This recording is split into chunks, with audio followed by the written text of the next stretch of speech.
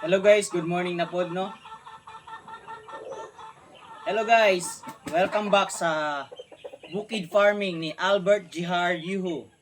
And time check 8:42. And today is Wednesday, March 19. So, i-mark na po nato ang atong kalendar.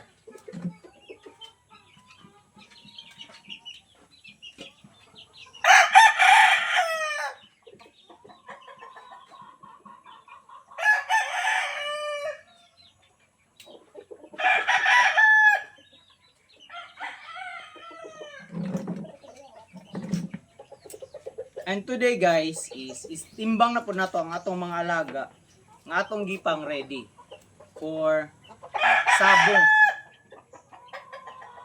Last March 15 gitimbang nato sila 15, Sunday 16 wala kay gidayon nato sila sa laing lugar sa atong brotherhood para maka-experience of klase-klaseng fighting style sa mga manok. And pagka Monday March 17 gitimbang na po nato. And pagka 18 kagahapon gitimbang po nato. And karon ato na pong timbangon, no? Alam mi. So unahon nato tong pinakauna ginatimbang nato, no? Ma-monitor man nato pila yang timbang. So, kuha na to.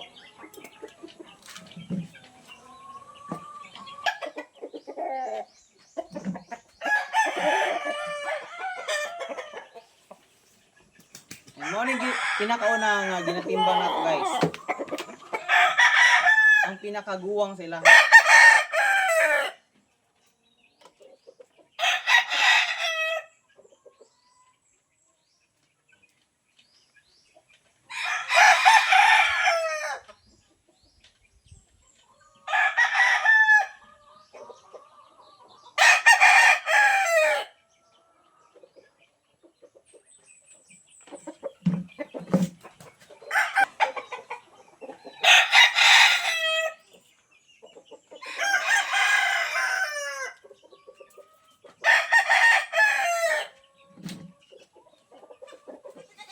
Today ang timbang niya, ang timbang sa atong alaga is 2085. So 2 kilos and 85 grams. So butahan na tong date March 19, 2085. Last March 15 di ay gitimbang nato sila nga wala sila kaon. And pagka Monday hangtod karon ginatimbang na nato sila after nila makakaon, no? After meal. So kadto sila ang pinakauna ginatimbang nato last Monday is 2048, pagahapon 2073.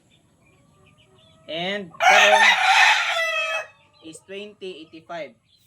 So nagtaas ang iyang timbang, no? Ngano kaha ani na siya. Kada hapon ginatagana ko sila og saging nga latundan, no? Katong Monday dako buo. Wala na og gitikas.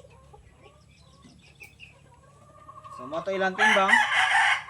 2048. No, gikan man gud puto sila sa away. Gikan sila sa away, then pagka Monday gitimbang nato after meal. So baba ilang timbang. And kagahapon medyo taas-taas. And karon ni taas pod, no, sa katong isa ambot tong duha. Timbangon na po nato tong duha.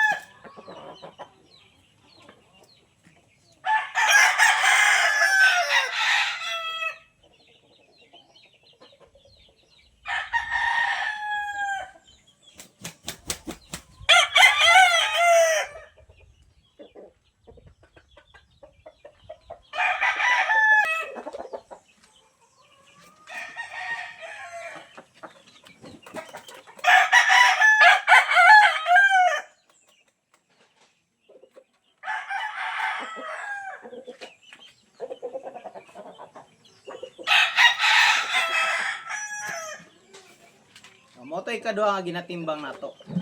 So ang timbang niya is 22.88.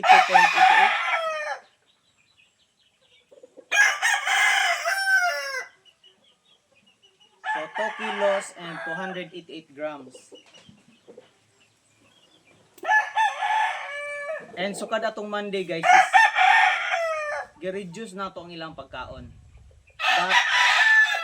Dati is isa ka scoop nga muapaw gid siya. Dati isa ka scoop. Dati duha ka scoop nga kanang apaw gid siya, no? Kanang bugdo gid siya ba? Nga pagkahatag so mga nasa 80 grams. Okay, each cup man is each scoop kay 40 grams ata. So, wala ko nagkamali. So karon gi-reduce na to. Mga nana lang siya sa 75. Gi-reduce na to ilang pagkaon karon na week. So ang timbang nila bisag gi-reduce na to. Taas, no? So ginaalalayan man pugod natong saging. So kato siya 2.88. And ato nang ibalin sa cord.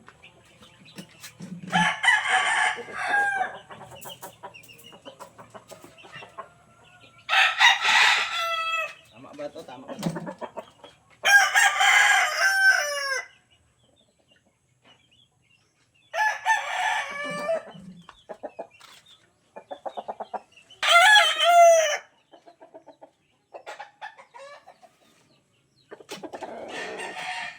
Ang morning pinakalas na ginatimbang nato.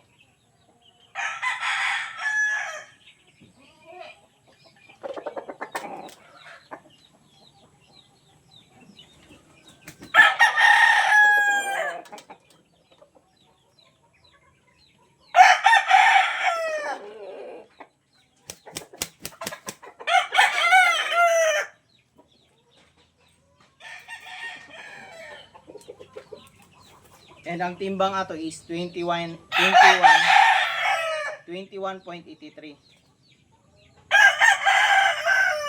So 2 kilos and 183 grams. So far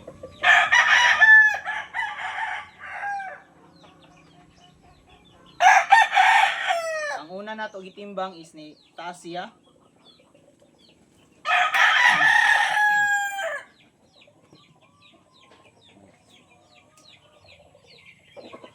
Ang unang nga gitimbang nato is 20.85. 85 minus 73. So nitubo og 12 grams ang una nga gitimbang nato. Ang ikaduha gitimbang nato siya 22.88 per. So pag confirm nato ni 22.82 lang gihapon, no. Kagahapon is 22.82. So same lang ang iyang timbang. And karon is 21.83. No, kagahapon is 21.99. So 99 minus 83. So nibaba siya og 16 grams. Ang isa ni dako, ang isa ni baba. So duol lang kay siya.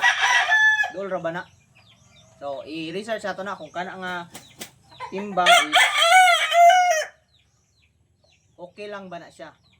Kung yan na lang ang interval niya, no. 12 below 20 nga increase o decrease. I-research na to na. So mo to ang timbang karon sa tong mga alaga, guys.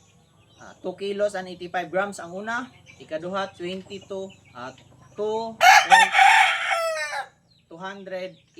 grams, and ikatulo 2 kilos and 183 grams. Mo na ang as of today nga timbang nila.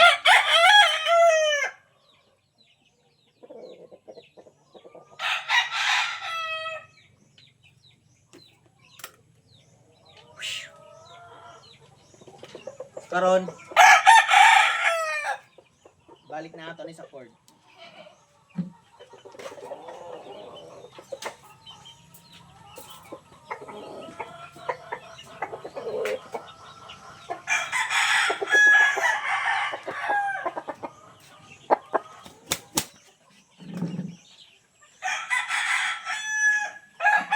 Kung ang ginabuhat nato guys, kining pagtimbang nato sila ha. Muna nang ginabuhat sa mga eksperyensyado sa pag-ready og manok nga pangsabong. Kita karon pa lang ta naka-ready og manok. Wala man tay handler, so mangunay ta og pakondisyon sa tong mga manok. Training sa pagkaon, no? Ato ang istadihan tanan. Kung unsa gyud total April ang specific yun nga date na matari nato sila is April 26. Muna gyud siya. And layo pa kay to. Karon is March 19. So more than 1 month pa. Muna sakto nga preparation guys. More than 1 month. Okay, kung dito ta sa 21 days conditioning, keeping na to siya. Humana dapat ang kuan ato mga training, no? Kadto siya murag kung sa kutsilyo pa is ginabaid na lang nimo siya hinay-hinay sa 21 days hantod sa 7 days conditioning, no? Relax na to siya dito. According sa mga expert, ang nindot gyud nga preparation sa manok is the whole year, no? 365 days.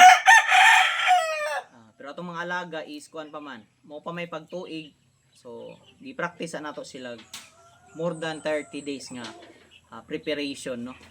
Mura gitawag og pre-conditioning. So, nagpractice ta no. Nagpractice ta guys. Well, so far daghan pa kitag dapat may balaan. Di pa ni mao. Daghan pa tag dapat may balaan. Ug ato ana siyang i-research no kung unsa pa gyud mas maayo. Yan. Ang nakanindot ani kay na video na film nato ang first time nato nga pagkondisyon, no.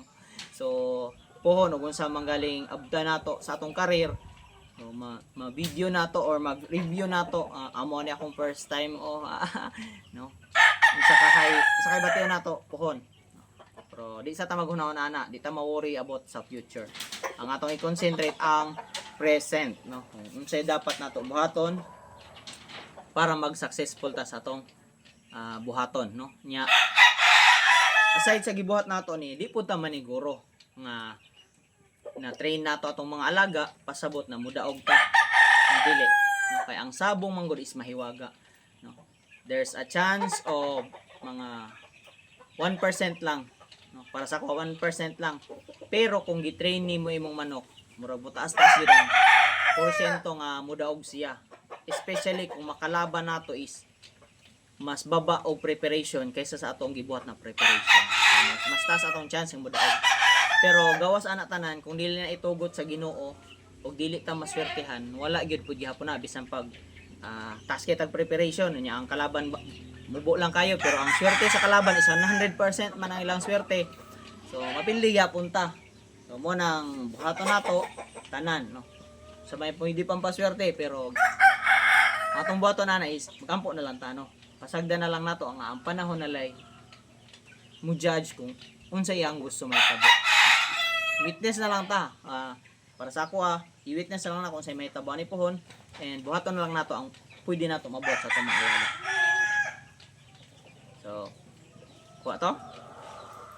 So muna siya guys ang atong for today's video, March 19, Wednesday. And unya mag-harvest og saging. I hope nga ma-film na to dito pag harvest na to saging. Okay. So, time check 9 o'clock. 9 o'clock. And almost napakaon na nato sila tanan. Pakaununo na lang nato ang ato na lang i-feed ang katong nasa net, no. Mo na pinakalas gyud nato ginapakaon ang atong mga ihawon online. And that's all for today's video. Thanks for watching. Please like and subscribe guys. Kay na experience nako sa isa ka platform wala kay sa ginakuan, wala yung mga interaction, no. Gagmay ra kay views. Binta diri sa isa ka platform nga atong butang atong video is usahay na gamay lang og views, napoy uban na mudaghan pud ang views. Murag fair ang sa isa ka platform. Ang isa ka platform murag fair siya kung dagag mo like, murag daghan tag viewer. Pero wala gani, di wala pud. So sige lang, okay lang na siya. Ano man gyud, that's life. So thanks for watching. Bye-bye.